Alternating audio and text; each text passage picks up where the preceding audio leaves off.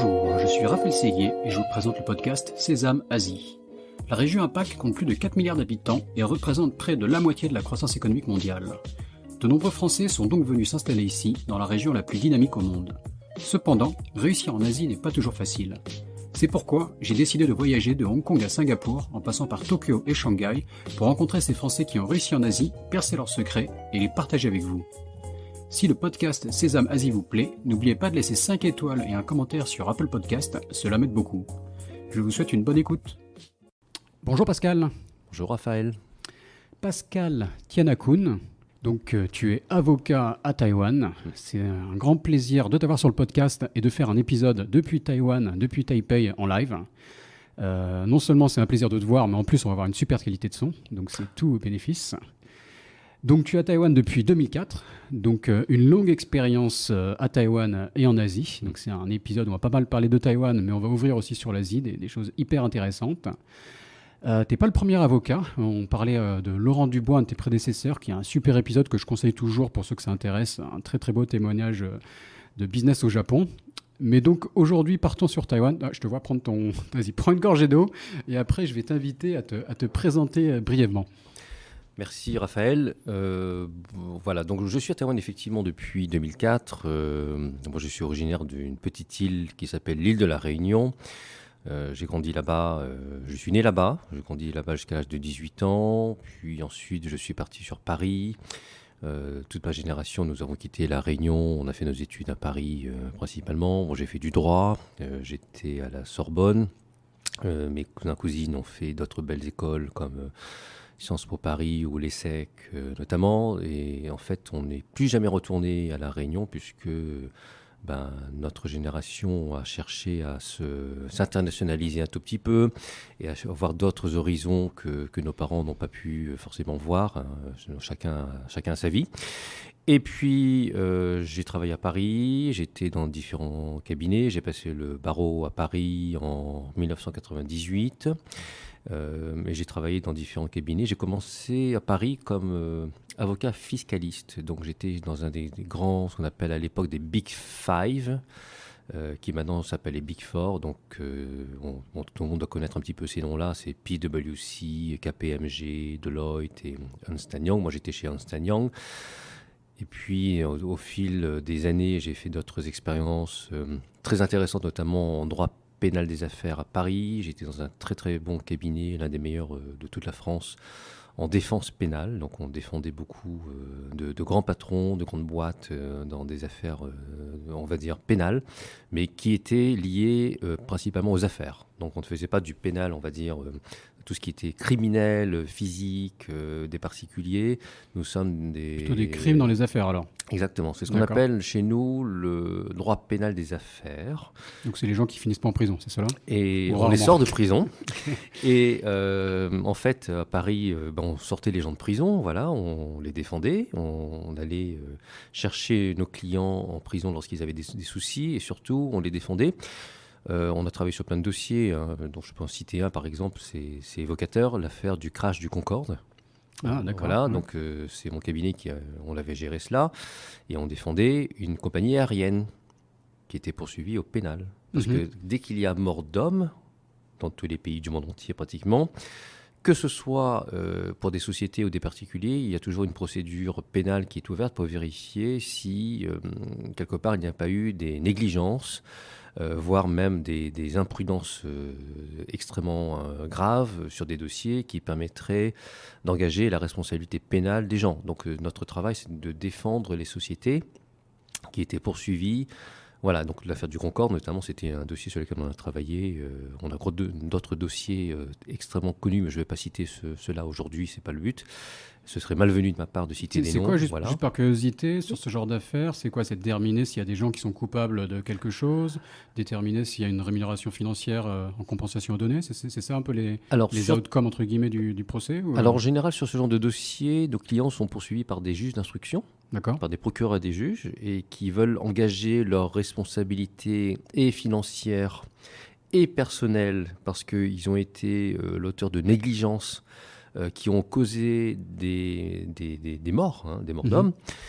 Ce qui fait qu'en réalité, l'aspect que l'on voit lorsqu'il y a un crash, par exemple, d'avion, on voit souvent, voilà, il y a des victimes, il faut réparer le préjudice financier, les assurances, tout ça sont là pour ça.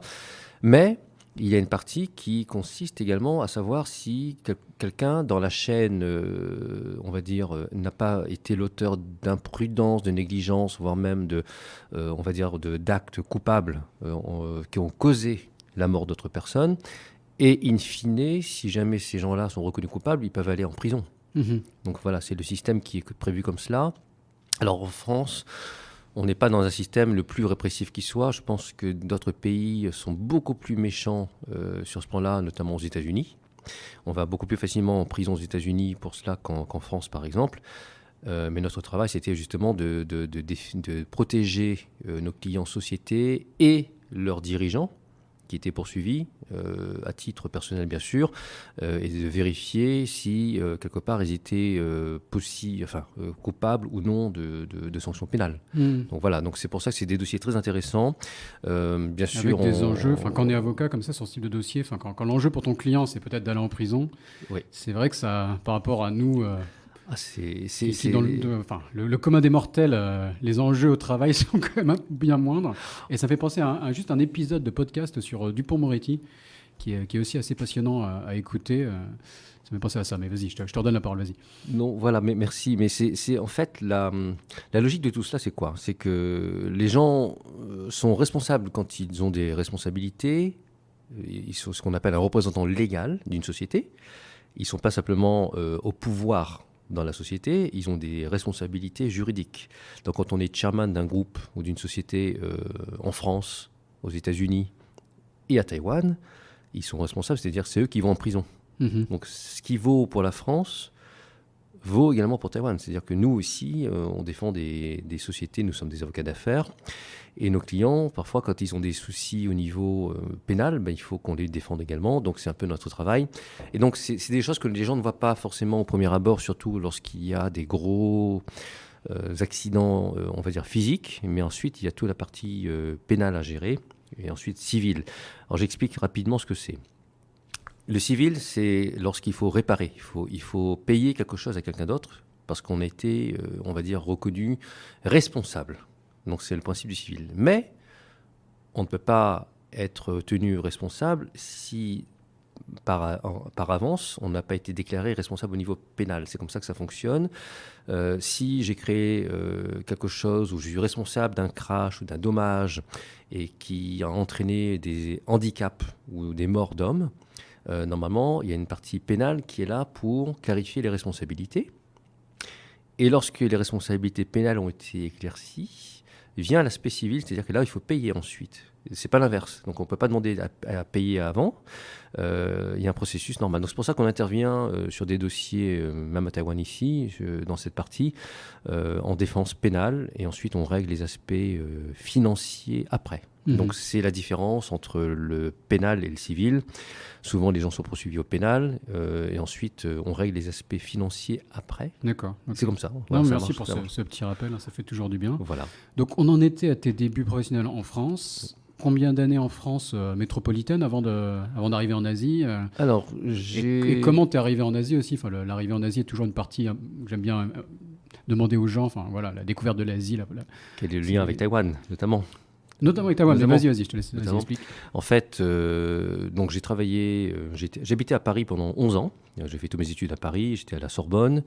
Comme moi, un Parisien, je crois qu'on a fréquenté le même établissement. Ouais. Voilà, je crois que nous reconnaissons un jour ou l'autre, on verra. Non, j'étais à la Sorbonne et puis après, donc, j'ai travaillé dans différents cabinets. Et un jour, un cabinet français m'a proposé de venir sur Taïwan quelques années, 3 ans, en expatriation. C'était en 2004. Donc je suis venu à Taïwan en 2004. Et donc déjà, ça c'est quand même assez... Il y a un côté un peu impromptu. On est à Paris. Taïwan, c'est pas forcément la première destination d'expatriation à laquelle on pense. Tu connaissais déjà l'Asie? Comment... Alors je connaissais bien d'autres pays, notamment la Chine. Et en fait, mon cabinet m'a proposé deux villes. Il m'a proposé Shanghai et Taipei. D'accord. En quelle année C'était en 2003-2004. Et ensuite, il y a une raison particulière à ce que Taipei ait pris l'ascendant sur Shanghai, c'est que mon épouse est d'origine taïwanaise. Ah, On ne s'est bonne pas raison. connus à Taïwan, je ne connaissais pas du tout Taïwan. On s'est connus lorsque elle et moi, nous faisions notre MBA aux États-Unis. On s'est connus là-bas. Et en plus, mon épouse, en fait, n'a pas grandi à Taïwan. Elle est née à Taïwan, mais elle a grandi en Amérique du Nord. Mais elle a quelques amis sur Taïwan, ce qui fait que la balance a penché vers Taïwan plus facilement que la Chine. Et puis, il s'est avéré que ces 3 ans se sont convertis à une période à durée indéterminée, comme on dit dans les contrats de travail. Et ça fait donc depuis 2004, 19 ans que nous sommes sur Taïwan. Et voilà, donc on est très heureux, c'est un très beau pays et on n'a pas l'intention d'aller ailleurs pour l'instant puisque on se plaît bien. C'est un beau pays. Oui, non, je suis tout à fait d'accord. Voilà. Tu prêches un convaincu. Donc, Taïwan, depuis 2004, comment est-ce que tu as vu le pays évoluer 2004, est-ce que c'était encore la fin de la grosse croissance qu'a connue Taïwan? Enfin, comment ça a évolué? Dis-nous ça. Alors Taïwan, il y a eu plusieurs phases qu'on a connues. Il y a eu la phase, on va dire, où le pays s'est modernisé, c'était l'industrie de l'électronique, des semi-conducteurs. Tout le monde sait que Taïwan aujourd'hui... On parlait de Pascal Vieux aussi, que tu connais très bien. Un autre très bon épisode pour les gens qui veulent se cultiver sur le sujet, passionnant. Très très très beau sujet, en l'occurrence pour Taïwan. Taïwan n'est pas devenu leader mondial dans les semi-conducteurs comme cela. Ils ont des gens extrêmement professionnels, très, très sérieux, vraiment intelligents sur le dossier, dans ce domaine. Et franchement, beaucoup de pays sont très jaloux de ce que Taïwan sait faire aujourd'hui. Voilà, les Américains, les Coréens, les Chinois, enfin tout le monde est très, on va dire, jaloux de ce que Taïwan sait faire aujourd'hui. C'est les leaders mondiaux en matière de semi-conducteurs. Pascal Viau l'expliquera mieux que moi. Et ce qui fait que nous avons vécu différentes périodes. On a vécu en tant qu'avocat ici des périodes où il y avait plus d'investissements étrangers pendant un moment. Et ensuite, c'était les années 2004-2008. Et ensuite, en 2008-2017 à peu près, il y a eu beaucoup plus d'investissements étrangers qui sont partis vers d'autres pays, notamment la Chine. Tout le monde était attiré par la Chine, même peut-être Singapour pour certaines raisons. Et ce qui fait que nous, avocats d'affaires, nous avons une grosse clientèle à 90% de sociétés étrangères que nous conseillons sur Taïwan. Donc nous avons 10% de clients de sociétés taïwanaises que nous accompagnons à l'extérieur de Taïwan, mais 90% de sociétés étrangères que nous accueillons et que nous conseillons sur Taïwan, que nous représentons ici. Qui sont des entreprises déjà installées ou qui veulent rentrer sur le marché taïwanais? Enfin, comment ça se passe? Alors, c'est des grands groupes qui se développent pour une partie et beaucoup de sociétés nouvelles qui ont découvert le marché taïwanais.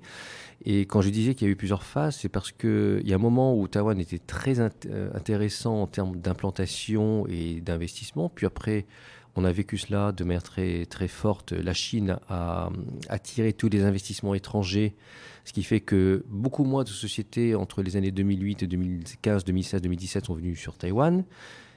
Et depuis 2017, beaucoup de sociétés sont revenues sur Taïwan. Pourquoi? Parce que la Chine était plus compliquée que ce qu'elle le pensait en termes de développement et de retour sur investissement. Et il y a quelque chose qui a énormément changé la face de Taïwan depuis quelques années, et c'est ce que nous vivons, nous, depuis quelques années, de manière très flagrante, c'est le développement de tout ce qui est énergie. Et donc, le développement de l'énergie éolienne sur Taïwan a attiré tout un grand nombre de sociétés étrangères ici depuis plusieurs années. Et ces projets sont d'une taille gigantesque. On parle de 80 milliards d'euros sur les 15 ans qui viennent de passer ou qui vont passer. Donc c'est énorme. Donc on a des sociétés ici qui sont d'une taille extraordinaire, qui investissent. On a même des Français. Total est venu s'installer ici. EDF est venu s'installer ici. Nous avons d'autres sociétés françaises qui sont venues s'installer. Alors que Taïwan n'est pas un grand pays en soi, mais le marché est tellement intéressant qu'il y a des belles opportunités. Donc en fait, Taïwan dépend énormément de vagues par rapport à d'autres pays. Qu'est-ce qui ferait que les gens viennent sur Taïwan? Ce sont des phases, on va dire, de développement industriel. soit c'est semi-conducteurs pendant un moment, Mhm. soit c'est l'énergie, c'est ce que nous vivons actuellement. Et pour les années qui viennent, nous verrons ce qui va se passer. On ne sait pas si Taïwan aura encore des développements industriels très intéressants qui font peut-être révolutionner certaines industries. Peut-être que le marché de l'automobile électrique va changer certaines choses parce que Foxconn, par exemple, se lance là-dedans. Et donc, on aura peut-être des nouveaux players, on va dire taïwanais, qui vont développer des choses très intéressantes, alors même que le marché des voitures électriques est en train de se renverser de manière extraordinaire, notamment en Europe. Les Français, les Allemands sont en train de souffrir Mhm. par rapport aux Chinois, qui sont beaucoup moins chers. Et Alors, on a peut-être, vu l'explosion des Chinois récemment, hein, effectivement. c'est extraordinaire, c'est-à-dire Mhm. que personne ne s'attendait à cela. Et quand on voit l'interview du patron de Stellantis, qui dit que les Chinois font très mal à l'industrie automobile européenne, peut-être, on va voir, peut-être que les Taïwanais pourront sortir quelque chose qui viendra contrebalancer l'hégémonie aujourd'hui des Chinois sur ce marché. Voilà, donc c'est des choses qui vont... Voilà, on a vu l'implantation de Prologium en France cette année, Mhm. un très gros player en matière de batteries.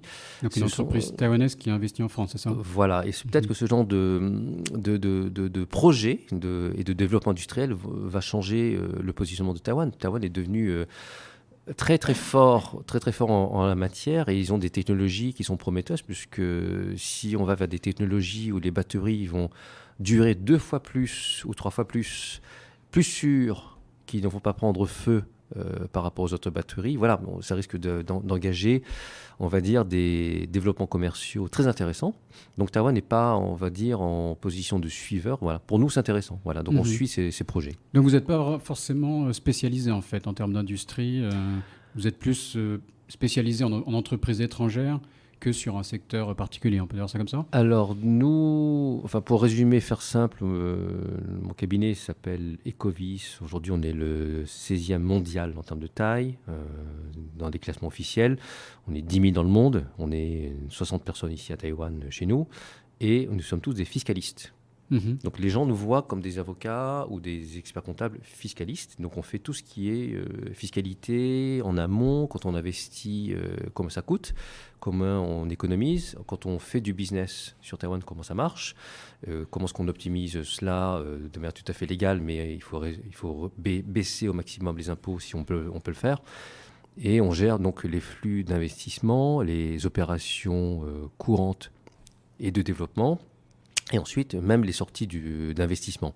Mais ça veut dire quoi? Ça veut dire qu'on fait tout. On crée des sociétés, on gère les sociétés, on gère les conflits, on met en place tout ce qui est contrat, parce que tout ce qui est contrat entraîne nécessairement des aspects fiscaux.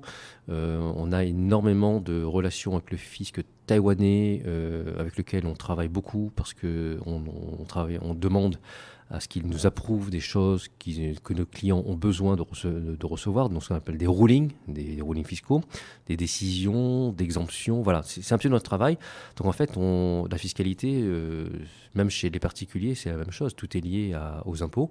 Comment est-ce qu'on gère des investissements, comment on gère des mariages, comment on gère éventuellement une sortie du territoire, ou comment est-ce qu'on gère des déplacements dans la région Asie, par exemple. Voilà. D'accord. Et donc justement, comment se positionne Taïwan par rapport à d'autres pays? Donc bon, il y a le côté les industries que tu as citées, ça c'est une chose, les avantages de Taïwan, les opportunités, mais sur le côté un peu plus technique, donc création d'entreprises, fiscalité, ce côté-là.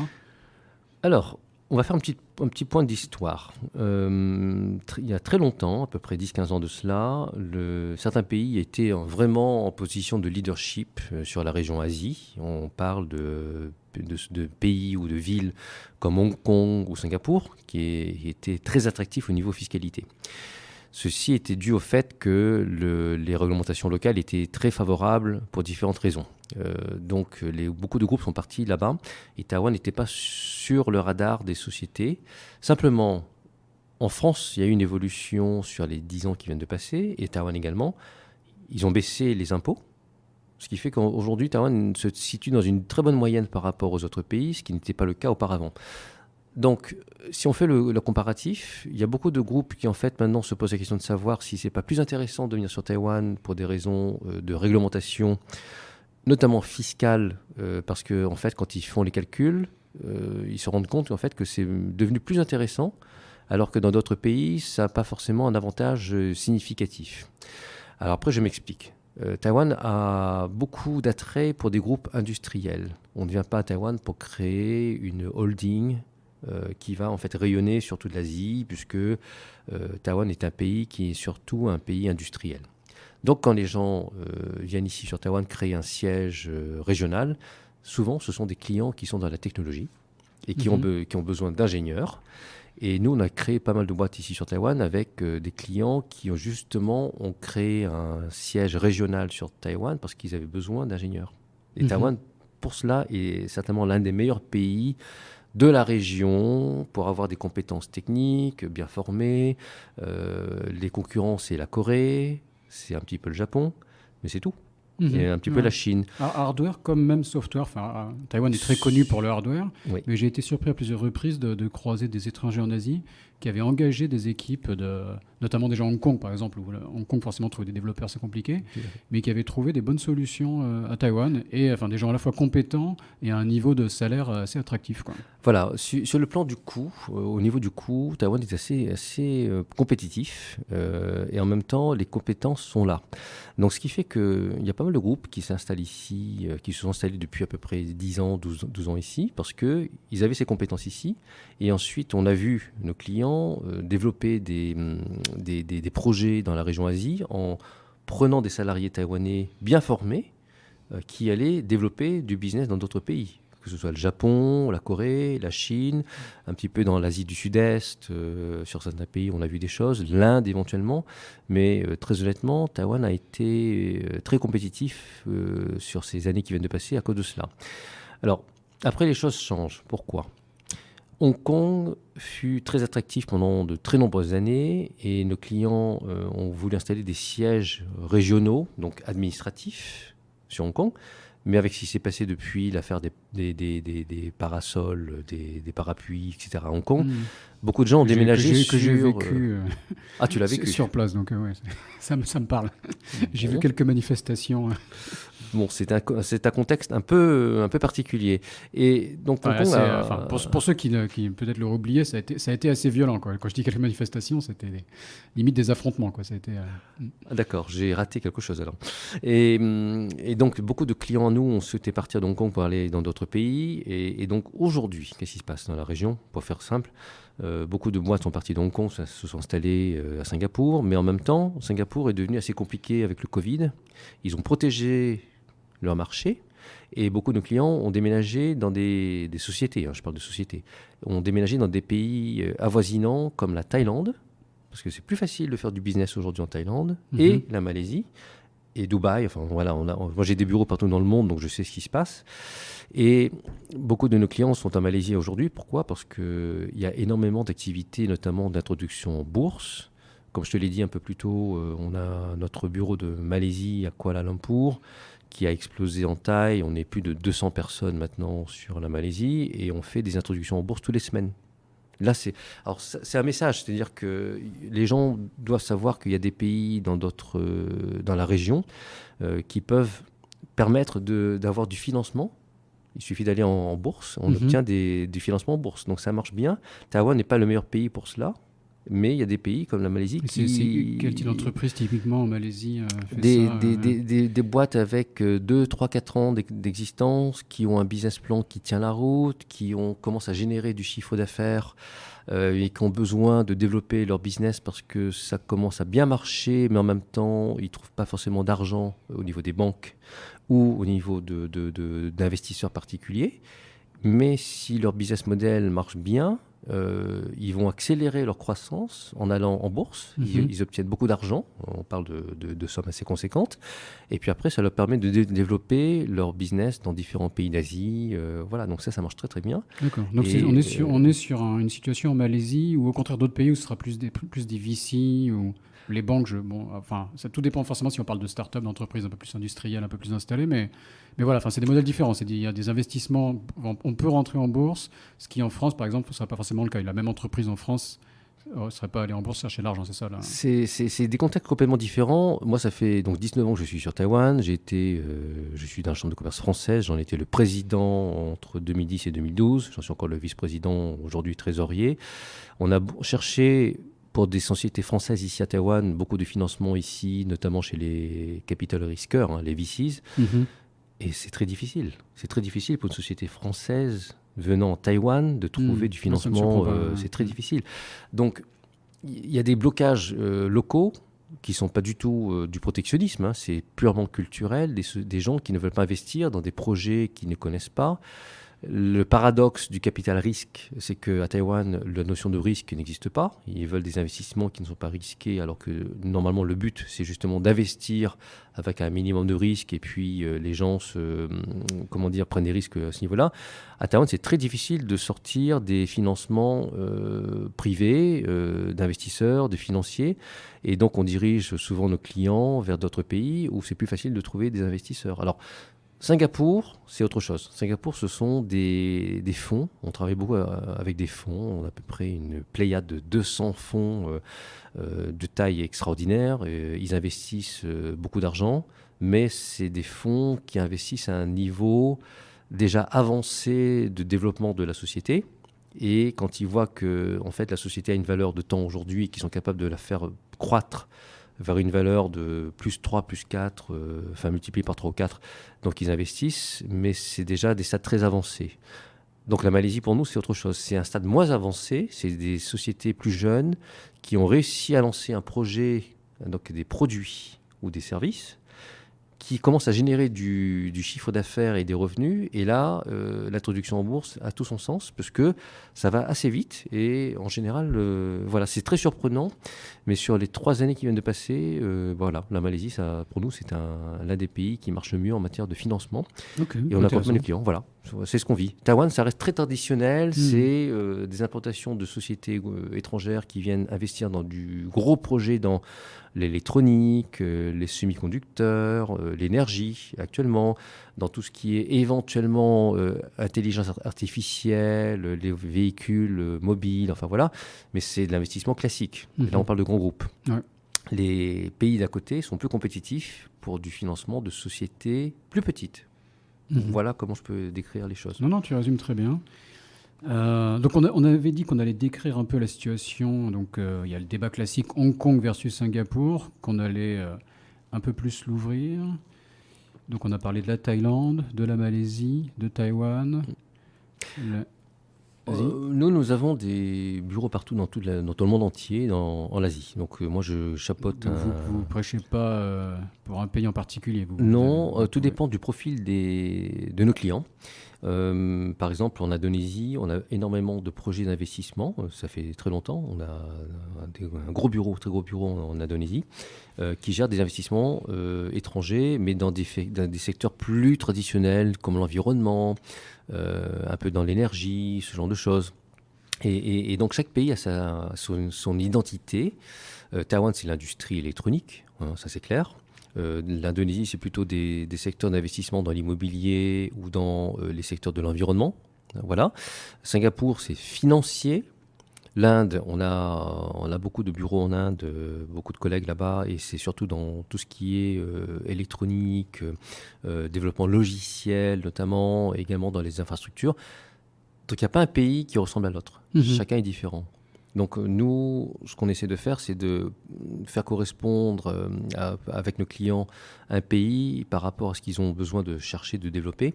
Et donc il n'y a pas de concurrence directe en fait. Chacun est différent. Le Japon, c'est autre chose. Le Japon, c'est un marché très mature. C'est beaucoup de finances, c'est beaucoup d'implantation de sociétés dans le retail, dans la distribution, dans les marques. C'est du luxe. C'est dans l'industrie électronique également. Il y a des choses à faire.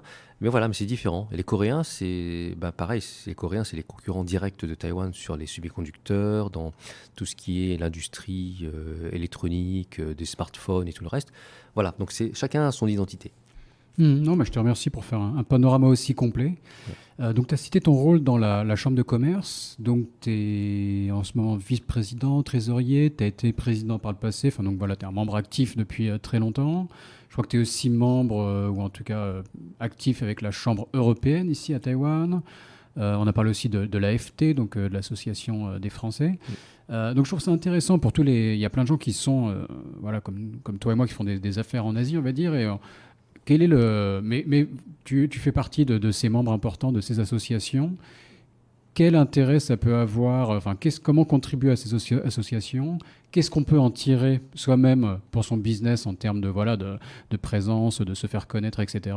Est-ce que tu conseilles à quelqu'un qui débarque demain à Taïwan ou n'importe où à Shanghai de s'engager avec plutôt la chambre, avec plutôt quelle association? Est-ce que tu peux nous décrire un peu ton rôle et voilà, répondre à ces questions, s'il te plaît? Alors, je répondrai de deux manières. Qu'est-ce que c'est qu'une chambre de commerce? Qu'est-ce que c'est que l'AFT, l'Association des Français? Je reviendrai là-dessus après. Une chambre de commerce, c'est une association où des gens deviennent membres. Pourquoi? Parce qu'ils ont besoin de se faire connaître et quelque part de pénétrer un petit peu les réseaux de différentes manières locaux. Quand on vient sur Taïwan et qu'on veut rencontrer des sociétés, par exemple comme Carrefour ou L'Oréal, souvent, c'est parce que soit on veut développer quelque chose avec eux, ou on veut avoir des contacts dans différents milieux de l'industrie, des cosmétiques ou du retail. Et la chambre de commerce, par définition, c'est le vecteur parfait pour faire connaître les uns les autres. Donc, c'est un peu la mise en relation. Donc, ma recommandation sur une chambre de commerce, oui, dans la mesure où une société qui veut rapidement connaître les acteurs du marché, de rencontrer des gens, que ce soit même à des événements sociaux, des dîners, des cocktails, tout cela est fait pour pas que les gens soient isolés, au contraire, pour qu'ils soient rapidement mis ensemble, qu'ils se connaissent et qu'ils développent des opportunités entre eux. Alors pourquoi mon application dans les chambres de commerce? C'est parce que cette famille, hein, mon père était président de chambre de commerce à l'île de la Réunion, ma famille également. On est dans la grande distribution à l'île de la Réunion depuis très longtemps. Aujourd'hui, on est le groupe Intermarché à la Réunion. Donc on est très impliqué là-dedans et naturellement, c'est un moyen pour nous de participer à beaucoup d'activités. On est français et quand on est français à l'étranger, quelque part, on est naturellement invité à se rencontrer dans des milieux francophones, français et francophones. Donc c'est pour ça que quelque part l'implication est naturelle, c'est pas autre chose que cela. C'est pareil chez l'AFT, l'Association des Français de Taïwan. C'est une association qui, par définition, est là pour fédérer un petit peu les Français de Taïwan. Alors c'est plus compliqué parce que l'AFT a pour vocation à réunir tous les Français du Nord, du Centre, du Sud, l'Est et l'Ouest. Le réflexe très franco-français, c'est de faire tout dans la capitale. Donc, on connaît plus les Français de Taipei, un peu moins les Français de Taichung et de Kaohsiung. Mais en réalité, les gens sont mobiles. Parfois, on fait des activités dans le sud. Parfois, les gens montent du sud de Taïwan pour venir à un événement à Taipei. Donc quelque part, ce sont des milieux, on va dire, où les gens ont envie de se connaître, c'est tout. C'est moins business. La FT peut être juste pour se faire des amis. C'est pas du tout business, c'est vraiment... Alors que la chambre, par définition... la chambre, c'est vraiment business. C'est vraiment ce qu'on appelle en chinois le guanxi, donc le réseau. Comment une petite boîte qui veut travailler avec un gros industriel taïwanais peut pénétrer certains réseaux et connaître les gens. Parfois, c'est bien de venir à la chambre de commerce française où nous connaissons des gens qui connaissent des gens. Donc, on a vu le cas. Hein. On a rencontré des gens de chez Carrefour qui ont présenté leurs partenaires taïwanais et c'était justement les gens qu'il fallait mettre en relation. Donc, c'est comme ça que ça marche. Là, c'est vraiment pour les affaires. L'AFT, c'est autre chose. C'est vraiment le plaisir de se connaître, d'avoir des activités, des dîners. Parfois, on a fait quoi? On a fait des fondus savoyardes, des choses comme ça. Qui va organiser à Taïwan des fondus savoyardes? à part les Français, on est d'accord. Peut-être les Suisses. Voilà, donc c'est un petit peu comme cela. On a fait des couscous. Qui va organiser un couscous à Taïwan? Il y a quand même un ou deux restaurants marocains. Voilà, et donc plus d'options que les fondus, je pense. Mais... c'est fort possible, mais alors il faudra que tu me partages ton carnet d'adresses que je ne connais pas. D'accord. Voilà, donc c'est un petit peu des logiques différentes, mais ça fait un tout. Et puis, en tout cas, différents moyens de faire du relationnel, de faire du guanxi, comme tu dis. On peut participer aux événements ou devenir un membre un peu plus actif, comme toi tu l'as été. Exactement. Alors, je fais une parenthèse sur la Chambre de commerce européenne. Moi, j'étais donc le le chairman du comité cosmétique. Donc ça réunit toute l'industrie des cosmétiques du monde entier. Donc c'est L'Oréal, LVMH, Sisley, Procter & Gamble et tout. Et on a beaucoup travaillé là-dedans parce que on a réussi. On a fait changer la loi en 2018 à Taïwan. On a forcé un petit peu le gouvernement taïwanais à prendre un modèle législatif européen. Donc on a fortement poussé les Taïwanais à changer la loi ici et ils ont adopté le modèle européen, ce qui est quand même assez rare. Mais pour ça, c'était beaucoup de boulot. J'ai emmené... Modèle européen sur les cosmétiques. Sur les cosmétiques, donc c'est en termes de... En termes de réglementation. De réglementation. Ah, vraiment du produit lui-même. D'accord, ok. Et c'était un challenge terrible parce qu'on avait en face de nous toute l'industrie des cosmétiques taïwanaises qui était contre nous. Et on a dû faire énormément de boulot en matière de lobby, de relationnel. J'ai emmené avec moi en France, à Bruxelles, la FDA taïwanaise, la Food and Drug Administration. Je les ai emmenés à Bruxelles, à la Commission européenne. Je les ai emmenés à Paris. Ils ont été reçus par Bercy. Ils ont été reçus par les fédérations de cosmétiques, etc., etc. Et donc on a fait énormément de boulot pendant des années. Et à la fin, on a réussi à les convaincre qu'il fallait changer la loi et de prendre un modèle européen, ce qui était quand même complètement aberrant pour eux. Et on avait en face de nous, toute l'industrie des cosmétiques était contre nous. Donc ils nous ont fait un lobby d'enfer contre nous. Mais on a réussi. On est très heureux d'avoir réussi, pas parce que c'est du prosélytisme ou c'est, on va dire, du nombrilisme. C'est parce qu'il fallait qu'il soit au modèle international. Et il n'y a rien de mieux dans le monde entier que d'adopter des standards internationaux pour que tout se fasse de la même manière. Donc, on ne veut pas de pays qui ont des barrières protectionnistes et qui laissent passer des produits quand ils le veulent et qui ne laissent pas passer des produits quand ils ne veulent pas. On a encore beaucoup de problèmes à Taïwan avec tout ce qui est viande, notamment. On n'a pas forcément de bœuf français à Taïwan qui passe comme cela. C'est très compliqué. Sur les cosmétiques, on a résolu le problème. Ça nous a pris 4 ans. Mais au bout de 4 ans, on a réussi à changer le... Voilà, donc on peut faire des choses, mais il faut bien le faire.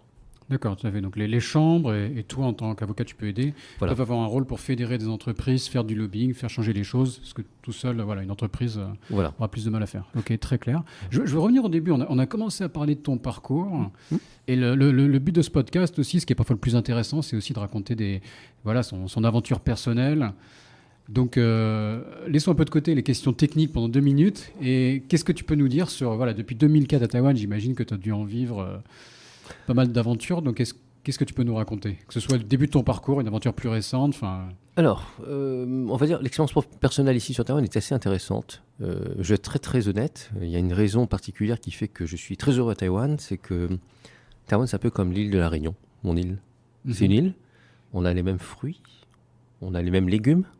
On a à peu près la même végétation et quelque part ça rappelle un peu l'enfance. Donc c'est pas forcément un lien, on va dire, objectif. C'est très personnel. Donc quelque part on s'y plaît. L'île est beaucoup plus grande ici, mais en même temps on a vécu des choses extraordinaires. Enfin, les gens ici sont très gentils. Le niveau de sécurité ici est extraordinaire comparé à d'autres pays. Ça joue énormément sur le choix de vie, quelque part. La pollution est tout à fait correcte ici. Je pense que d'autres pays d'à côté sont beaucoup moins bien placés en matière de pollution, en matière d'éducation. On a ce qu'il faut ici. Donc il y a un beau mélange équilibré pour une vie de famille et d'épanouissement. Voilà. Alors les gens me posent souvent la question, est-ce que nous sommes inquiets de ce qui se passe au niveau géopolitique avec le voisin? Et notamment... Quand on entend tous les jours dans les nouvelles... à chaque fois que je lui parle au téléphone. Voilà. Rassure-la, site. Et très honnêtement, on ne voit rien de ce qui se passe tous les jours, au jour le jour. Tu es d'accord avec moi, on vit bien ici, ça se passe bien. On n'a pas de sujet qui nous fait peur, qui nous interpelle et qui nous dit, tiens, il va falloir peut-être songer à partir, etc. Donc, très franchement, c'est un beau pays. Il l'est. On espère qu'il le restera pendant très longtemps. Moi, j'avais des bureaux en Ukraine. Les bureaux d'Ukraine, ils ont tous fermé. On sait pourquoi. Enfin, on a toujours un bureau. Mais tous mes collègues d'Ukraine, ils ne travaillent plus. Ils travaillent à la maison. Donc, on a encore un peu de travail avec eux, mais c'est plutôt à la maison. Bon, on ne rentre pas dans les détails. La Russie, on a fermé tous nos bureaux de Russie en réaction à tout cela. Donc, on a perdu nos bureaux de Russie. Mais Taïwan, franchement, on est encore très loin de tout cela.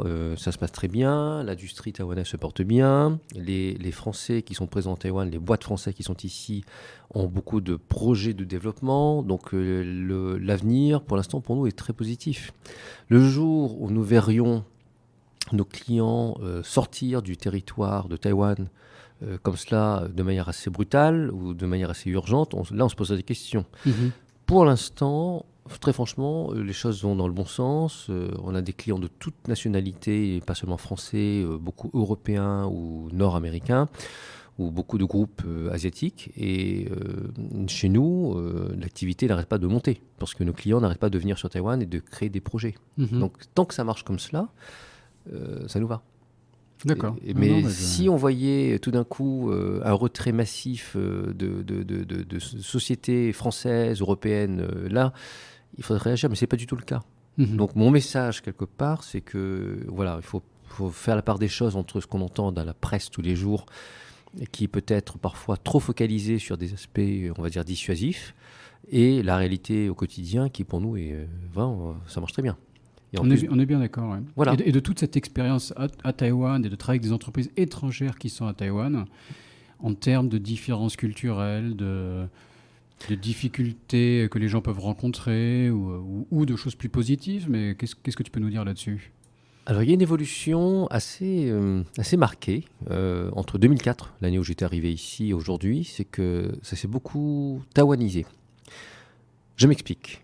Quand j'étais arrivé ici, on faisait énormément de réunions en anglais et même voire d'autres langues. Et depuis l'année 2012-2013, tout a basculé en chinois, en taïwanais.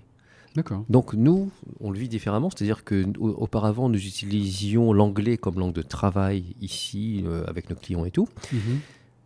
Et une réalité est que beaucoup de sociétés européennes, françaises et autres ont mis du management taïwanais à la tête des sociétés locales, ce qui fait que nous ne parlons plus anglais, on parle chinois. Donc c'est une évolution naturelle parce que c'est comme ça que c'était décidé. Il faut regarder comment ça fonctionne sur Taïwan par rapport aux autres pays. Nous avons des clients qui nous disent, quand on va en Chine, quand on va au Japon, quand on va à Singapour, on va mettre un patron français, ou un patron allemand, ou un patron britannique, ou un patron américain. Et Taïwan, depuis l'année 2012-2013, a complètement changé. On a une évolution inverse où les groupes disent, pour Taïwan, on veut un patron taïwanais. Donc, il y a une raison derrière. Il y a une raison parce que, en réalité, quand on va dans des pays comme la Chine, par exemple, les groupes ont besoin de s'assurer que l'identité du groupe, de la société, reste préservée comme il faut. L'identité, voire plus. Oui. Voire plus. On te suit. Voilà. Et sur Taïwan, en fait, la réalité, c'est que beaucoup de gens ont été formés pendant très longtemps des Taïwanais ont été formés pendant très longtemps par les groupes étrangers. Donc, ils sont devenus très bons. Ils connaissent bien le marché local, ils sont à même de préserver l'identité de ces sociétés étrangères ici. Et donc, il n'y a plus besoin d'avoir des étrangers à la tête des sociétés taïwanaises ici. On a l'exemple même de Google ici, qui avait dit à l'époque, il y a quelques années, en Chine, on veut un patron américain.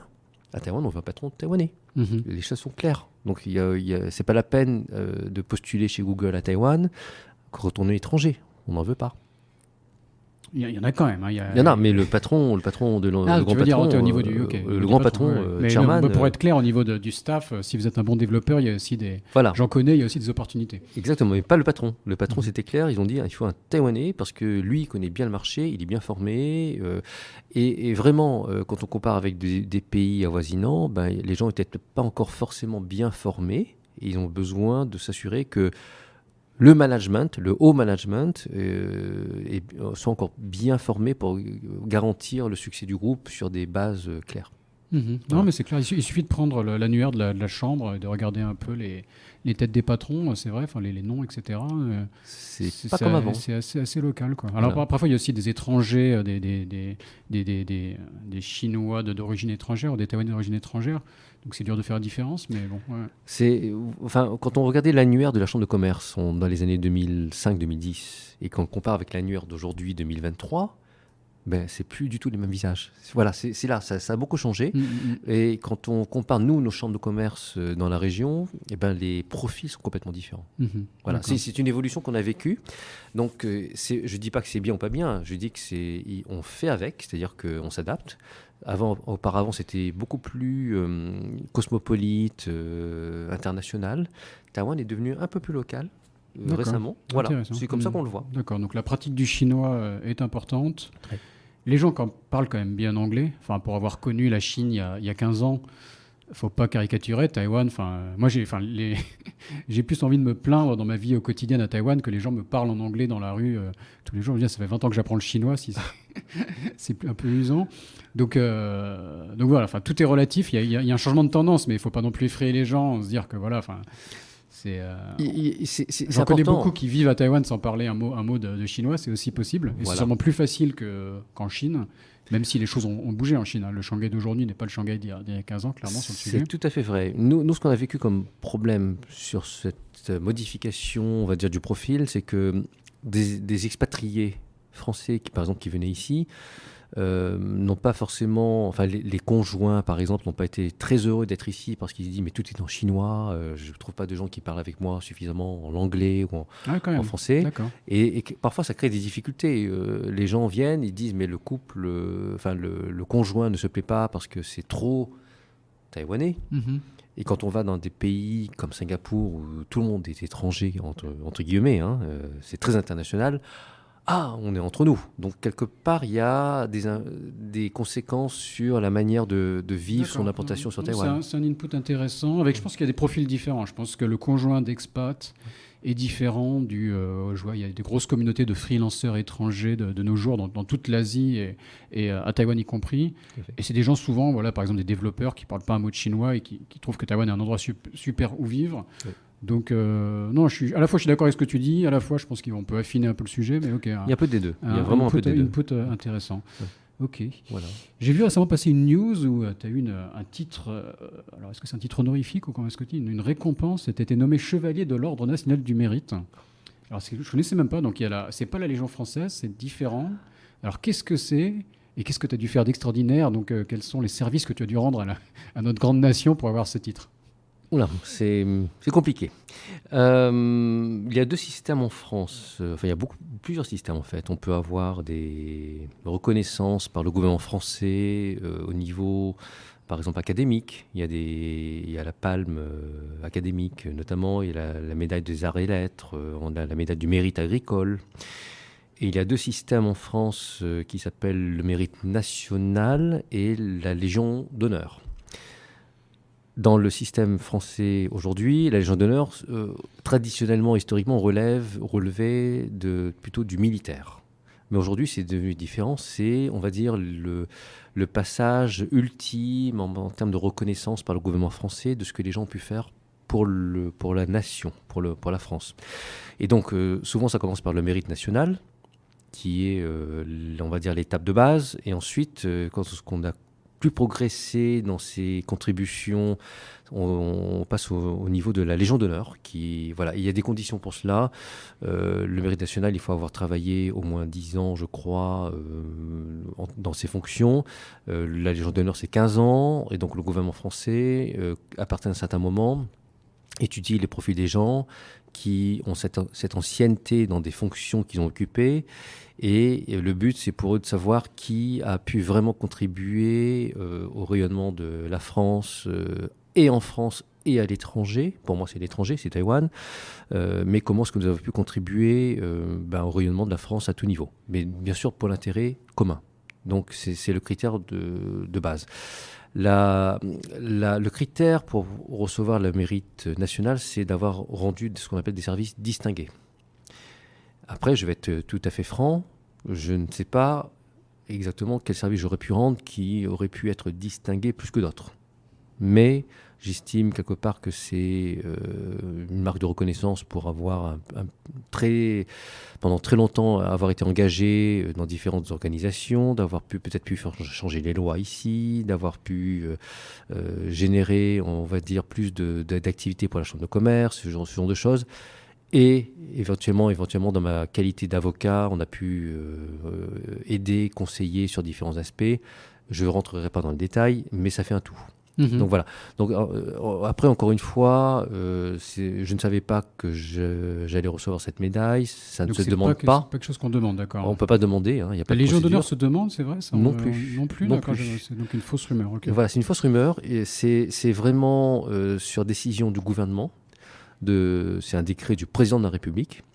De faire nommer des gens que le gouvernement estime devoir reconnaître en vertu des mérites qui doivent être reconnus, mais ce n'est pas une procédure de demande, ça n'existe pas. Est-ce que tu as tenu un brevet signé par le président de la République? J'ai lu ça, c'est vrai? Un brevet? Non. Ou un document ou non? Il y a un décret signé par le président Macron. Parce que j'ai noté sur un site, un brevet signé par le président de la République vous est délivré après la remise de la décoration. Alors, il y a une décoration qui a été remise après, c'est un document, c'est un document officiel, mais c'est pas un brevet, c'est un certificat. D'accord, donc Macron n'a pas signé de sa main une... Voilà, il a signé le décret de juin 2022, et en plus, quand j'ai appris cela, j'étais en vacances à l'île de la Réunion chez moi, et on m'a appelé mes amis de la Chambre de commerce de Chine m'ont appelé en disant félicitations, et j'ai dit mais tu parles de quoi? Et c'est là que j'ai découvert. Donc c'est pas quelque chose qui se demande, ça n'existe pas. La Légion d'honneur, c'est pareil, ça ne se demande pas. C'est la discrétion des autorités françaises de décerner quelque chose à des gens qu'ils estiment avoir beaucoup contribué. Voilà, donc après, je ne sais pas pourquoi, dans le détail, si quelque chose a pu compter plus que d'autres. Voilà, c'est un tout. D'accord, en tout cas, merci pour les services rendus à la France. Voilà, en toute modestie, voilà, je fais ce que je peux. Je suis très heureux d'être français à Taïwan et d'avoir pu aider mon pays dans différents aspects. Voilà, c'est ce que je peux dire. Bon, l'épisode se rapproche de la fin. Alors, est-ce qu'il y a d'autres sujets qu'on n'a pas encore abordés? Est-ce que tu veux nous parler un peu, donc on a parlé un peu du métier d'avocat et de fiscalité qui est nécessaire, mais parfois un peu chiante. Est-ce que parfois tu fais des choses un peu plus excitantes? Est-ce que tu mets des gens en prison? Est-ce que tu les tires de prison? Je sais pas, qu'est-ce que tu peux nous dire? Et est-ce que tu as d'autres sujets ou est-ce qu'on conclut? Alors, quelques minutes, effectivement. Voilà, qu'est-ce qui se passe? Dans mon métier d'avocat, je disais qu'à Paris, je faisais beaucoup de défense pénale. Ici, c'est un peu l'inverse. On fait beaucoup d'attaques. Donc, je poursuis beaucoup de gens ici au tribunal, au pénal, au civil, des sociétés.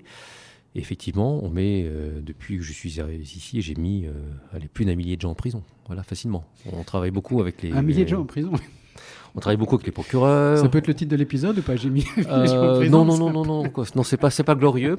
Mais on fait notre travail. On est payé pour poursuivre des gens qui méritent d'aller en prison. On poursuit beaucoup de gens au pénal. Donc, on travaille beaucoup avec les procureurs, les policiers. Ici, moi, je forme tous les 2 ans, tous les douaniers de Taïwan, les policiers également. Donc, je suis l'un des formateurs de ces forces de police et douanières. Et on coopère ensemble pour pouvoir nettoyer des choses qu'on voit qui ne sont pas forcément très bien. Donc c'est un petit peu le travail. Donc on a plutôt une approche ici plus d'attaque, mais encore une fois, nos clients sont des sociétés et ces sociétés sont victimes. Donc on est là pour faire cesser des actes ou des agissements qui sont totalement illégaux et qui sont faits au détriment de nos clients, qui sont des sociétés dans différents domaines. On parle de délits financiers, il y a beaucoup de crimes financiers, délits financiers, des fraudes, des choses comme ça. Et ça, c'est notre travail de faire arrêter ce genre de choses. Donc ce n'est pas propre à Taïwan. Je pense que dans certains pays d'Asie, c'est beaucoup plus fort encore qu'à Taïwan. Taïwan est relativement dans la bonne moyenne. Certains pays voisins dans le sud-est asiatique sont beaucoup plus durs pour nous que Taïwan, mais on fait notre travail. Et donc, effectivement, on a beaucoup d'activités, on a beaucoup d'expériences, on a beaucoup de choses que je ne voudrais pas que le commun des mortels vive, parce que pour nous, c'est le quotidien normal. Mais si je te prenais, toi, comme avec nous sur des opérations de raid avec la police, je ne suis pas certain que ce soit très passionnant en termes de stress. Voilà, il y a des choses qu'on vit comme ça. Tu y participes La procédure taïwanaise veut qu'on soit là, présent, lorsqu'il y a des raids. On va avec la police, on descend, on fait arrêter les gens.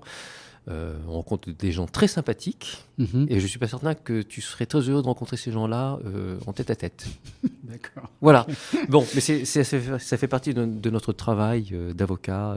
Voilà. Donc on est à la fois en conseil, donc du conseil juridique, du conseil fiscal, et à la fois on est en contentieux.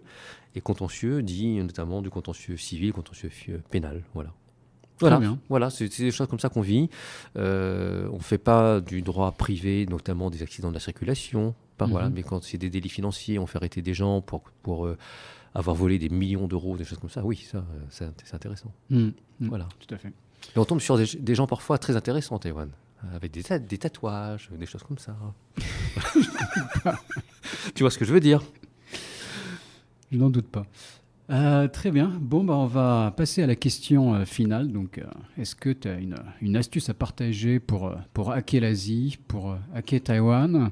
On a déjà évoqué le Guanxi, donc ça, je l'enlève. C'est une réponse qui revient souvent et qu'on peut retravailler à sa sauce. Hein. Bien sûr, chacun peut avoir son approche différente. Mais vas-y, je te laisse te répondre.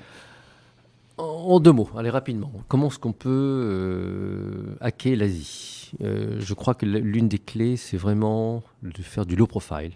Je ne sais pas comment dire, profil bas. Mais enfin, le low profile, ça se comprend. On peut bien réussir en Asie, sur Taïwan notamment, en étant low profile et en s'intégrant dans le système local. Quand on a compris les subtilités culturelles locales et qu'on vient, nous, Français, en Asie, on peut bien développer des choses sur le long terme. En étant voilà, donc ne pas trop s'afficher, ne pas trop s'exhiber en disant qu'on est très bien, qu'on est très bon et tout. Il faut laisser les Taïwanais comprendre à leur manière quelle est notre valeur ajoutée, et c'est eux qui viendront vers nous. Et c'est comme ça que ça fonctionne bien. Voilà, c'est un petit peu ce que je voulais dire rapidement, mais vraiment la clé pour nous, depuis 19 ans que je suis ici, c'est comme ça que ça fonctionne. On a réussi plein de choses sur Taïwan, en ayant été en low profile, en ayant réussi à se faire accepter par les Taïwanais. Et ensuite, c'est eux qui viennent vers nous. Et ensuite, c'est là où on peut développer des belles choses pour nos clients, pour qui veut réussir sur Taïwan. Très bien, très bien. Bon, je te remercie pour cette conclusion très claire. Un moyen de te contacter, LinkedIn, je mettrai ça dans la description de l'épisode. LinkedIn, c'est très bien. Je pense qu'on peut trouver mon profil sans problème. Voilà, on a les sites internet, tout ce qu'on veut, mais LinkedIn, c'est très très bien. Et puis, je suis très heureux, je le fais souvent, de conseiller des gens qui ont besoin de conseils de base à titre gratuit. On le fait souvent. C'est pas le but pour nous de facturer n'importe quoi, c'est d'aider. Et ensuite, quand on a une vraie valeur ajoutée, on l'apporte, mais pour l'instant, c'est pas du tout notre philosophie. On est dans une philosophie chez nous où il faut aider, et ensuite, quand les gens sont heureux de savoir qu'ils ont été bien conseillés, on peut aller plus loin avec eux. C'est comme ça qu'on travaille chez nous. On n'est pas des Américains et on facture dès le début. C'est pas du tout la philosophie de chez nous. D'accord. On est des Français, Européens, et quelque part, on est solidaires, et quelque part, l'expérience de la Chambre de commerce aide énormément à être solidaire. Donc vraiment, en chambre de commerce, c'est l'expérience la plus belle qu'on ait eue. On met des petites boîtes avec des grandes boîtes, on fait rencontrer n'importe qui a un profil qui match l'autre. C'est des choses extraordinaires, c'est comme ça qu'on vit bien notre vie à Taïwan. Très bien. Ok, n'hésitez pas à contacter Pascal, vous serez bien reçu. Merci beaucoup et à une prochaine alors. Salut. Merci Raphaël. Cet épisode de Sésame Asie est maintenant fini. Si vous êtes toujours là, c'est que ça vous a sûrement plu. N'hésitez donc pas à laisser 5 étoiles et un commentaire sur Apple Podcast, cela m'aide beaucoup. Pour me contacter, le plus simple est de m'ajouter sur LinkedIn, Raphaël Séguier, S-E-G-H-I-E-R. N'hésitez pas à me dire ce que vous avez pensé du podcast, à suggérer des invités ou des thèmes qui vous intéressent. Tout feedback est le bienvenu. Merci d'avance et je vous retrouve au prochain épisode. Salut!